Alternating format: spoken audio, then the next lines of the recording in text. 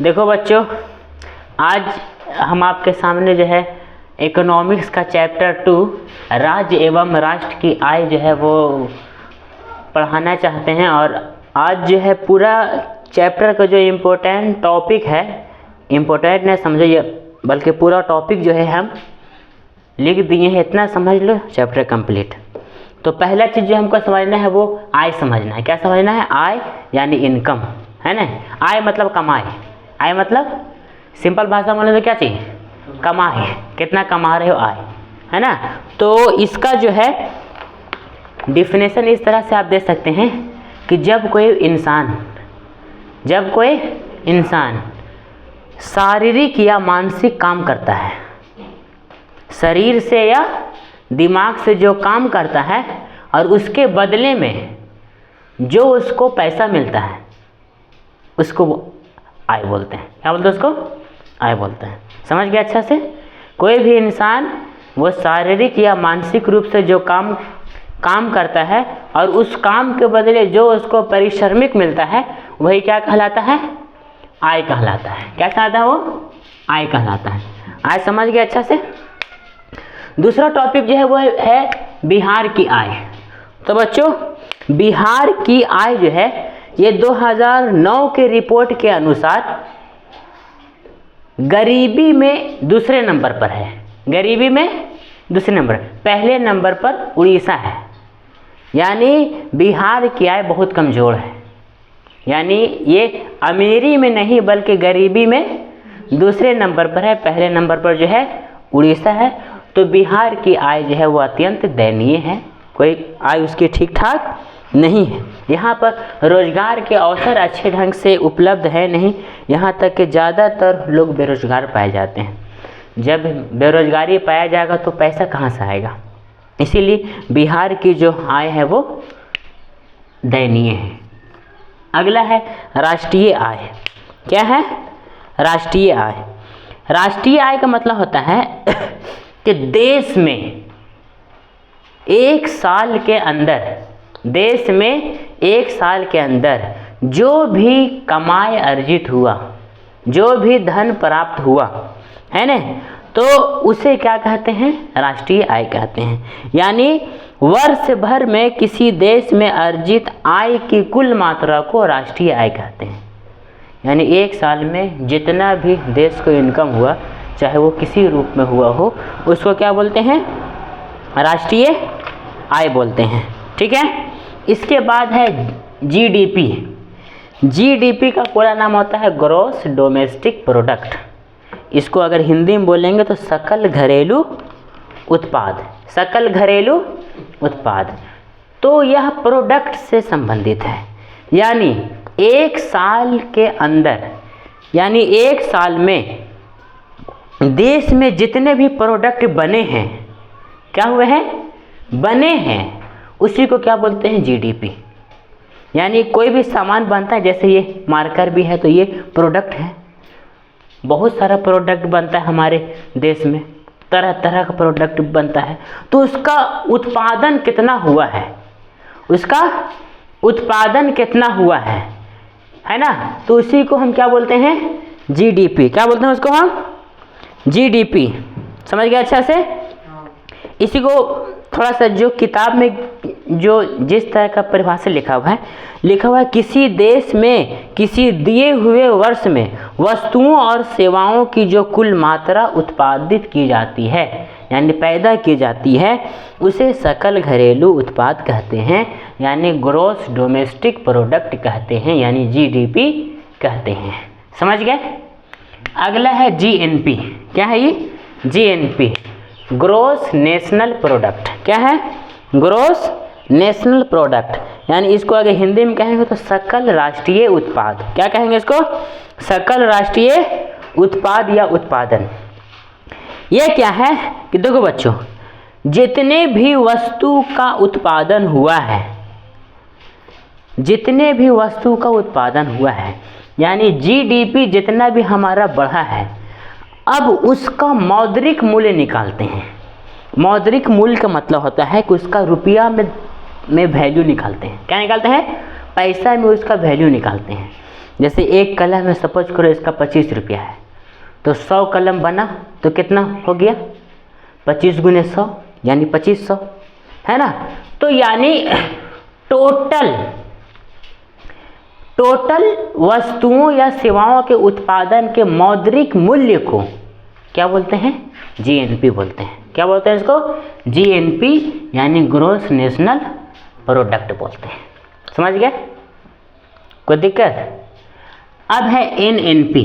क्या है ये, एनएनपी यानी नेट नेशनल प्रोडक्ट। क्या है ये, नेट नेशनल प्रोडक्ट। इसका मतलब हुआ कि वस्तुओं और सेवाओं को उत्पादन करने में हमें कुछ खर्च करना पड़ता है, हमें कुछ खर्च करना पड़ता है। जैसे अगर यह कलम कहीं पर बना होगा तो इस कलम को बनाने में कुछ न कुछ क्या हुआ होगा, रुपया लगा होगा, कुछ न कुछ क्या लगा होगा, इसमें पैसा लगा होगा ना। ऐसी तो ये नहीं बना होगा, इसका सामान खरीदने में या फिर इसका जो है मटेरियल्स खरीदने में कुछ न कुछ जो है वो पैसा जो है वो लगा होगा, है ना। तो क्या होता है इसमें एनएनपी में कि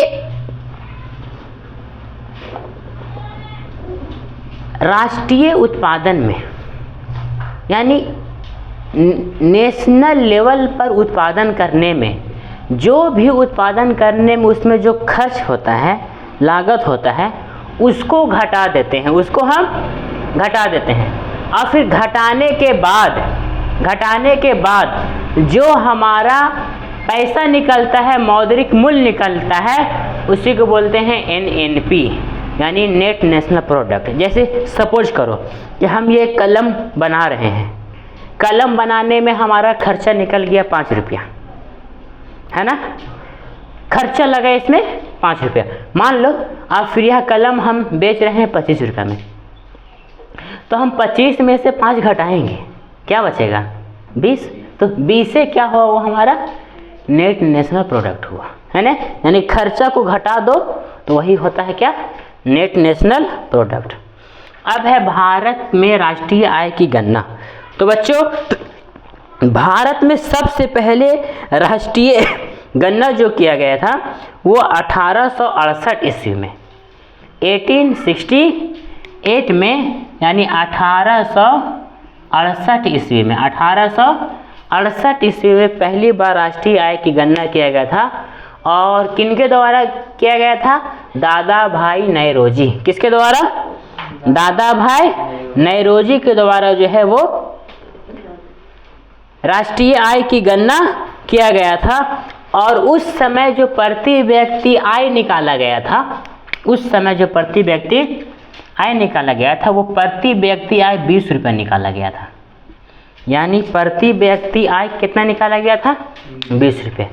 अब यहाँ पर बात हो रहा है कि अब प्रति व्यक्ति आय क्या है, होगा ना, क्योंकि प्रति व्यक्ति आय जो है आ गया है। तो देखो बच्चों, देश में जितना पैसा है या जितना राष्ट्रीय आय है, टोटल राष्ट्रीय आय को देश की कुल जनसंख्या से भाग दे देते हैं, देश की कुल जनसंख्या से भाग दे देते हैं। भाग देने पर जो आता है उसी को क्या बोलते हैं, प्रति व्यक्ति आय। जैसे उदाहरण के तौर पर देश की कुल राष्ट्रीय आय मान लो 100 रुपया है, क्या है, 100 रुपया है। देश की कुल जनसंख्या मान लो 20 रुपया, 20 है, 20 लोग हैं एक देश में, और उस देश की कुल राष्ट्रीय आय 100 रुपया है। और हमको निकालना है प्रति व्यक्ति आय। 0 से 0 खत्म कर देंगे और 2 बचे 10 खत्म कर देंगे, यानी 5 रुपया प्रति व्यक्ति आय निकला। समझे, यानी देश के कुल राष्ट्रीय आय को देश की कुल जनसंख्या से भाग देने पर जो मिलता है उसी को बोलते हैं PCI, पर कैपिटल इनकम। पर कैपिटल इनकम यानी प्रति व्यक्ति आय, प्रति व्यक्ति आय। अच्छा, यहाँ पर एक सवाल है कि भारत में राष्ट्रीय आय की गणना किस संस्था के द्वारा की जाती है, पढ़े होंगे आप। ऑब्जेक्टिव टाइप क्वेश्चन हमेशा आता है, कौन सा था, CSO, CSO, central statics organisation, है ना। क्या इसका हिंदी में इसको क्या कहते हैं, बता। CSO को हिंदी में क्या कहेगा, बताओ आप लोग बताओ।